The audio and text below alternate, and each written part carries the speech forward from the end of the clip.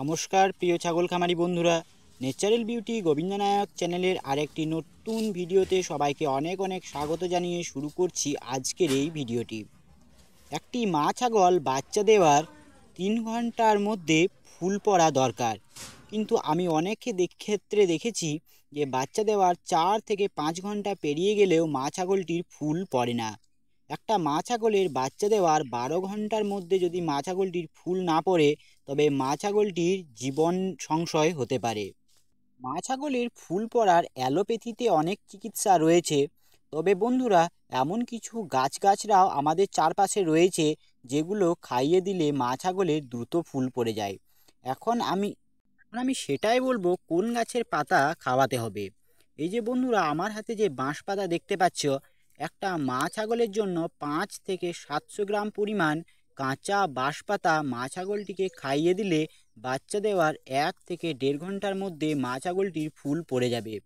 এছাড়া শুকনো বাঁশ পাতাও এক্ষেত্রে অনেক কার্যকরী। শুকনো বাঁশ পাতাকে 200 থেকে 300 গ্রাম শুকনো বাঁশ পাতা ভালোভাবে ছোট ছোট করে কেটে সেগুলো পরিষ্কার জলে দুবার ধুয়ে নিয়ে সেই বাঁশ পাতাগুলো আধ লিটার পরিমাণ গরম জলের সাথে ভালোভাবে ফুটিয়ে নিতে হবে।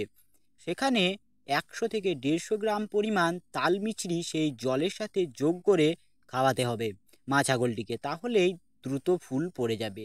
যদি তাল মিছরি হাতের কাছে না পাওয়া যায়, সেক্ষেত্রে 100 গ্রাম গুঁড়ও ওই গরম জলটাতে মিশিয়ে দিয়ে ঠান্ডা করে সেই গরম জলটা মা ছাগলটিকে খাওয়ালে মা ছাগলটির দ্রুত ফুল পড়ে যাবে।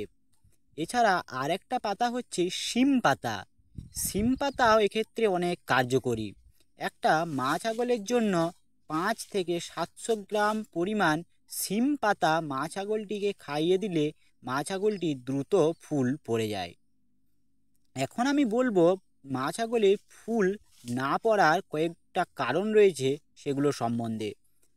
1 নম্বর হলো ব্যাকটেরিয়াল ইনফেকশন। যদি মা ছাগলটির কোনো ব্যাকটেরিয়াল ইনফেকশন থাকে তাহলে ফুল পড়তে অনেকটা দেরি হয়। এছাড়া মা ছাগলটির পুষ্টির অভাব। একটা মা ছাগলের যদি পুষ্টির অভাব থাকে তাহলে সেক্ষেত্রে মা ছাগলটির ফুল পড়তে অনেকটাই দেরি হয়ে যায়। আর অন্য একটা যে কারণ রয়েছে সেটা হলো মা ছাগলটিকে যদি সময় মতো কৃমিনাশক ওষুধ না খাওয়ানো হয়, সেক্ষেত্রে মা ছাগলটার ফুল পড়তে অনেকটাই দেরি হয়ে যায়। মা ছাগলটির বাচ্চা দেওয়ার 12 ঘন্টার মধ্যে যদি ফুল না পড়ে, তাহলে মা ছাগলটির মৃত্যু পর্যন্ত হতে পারে।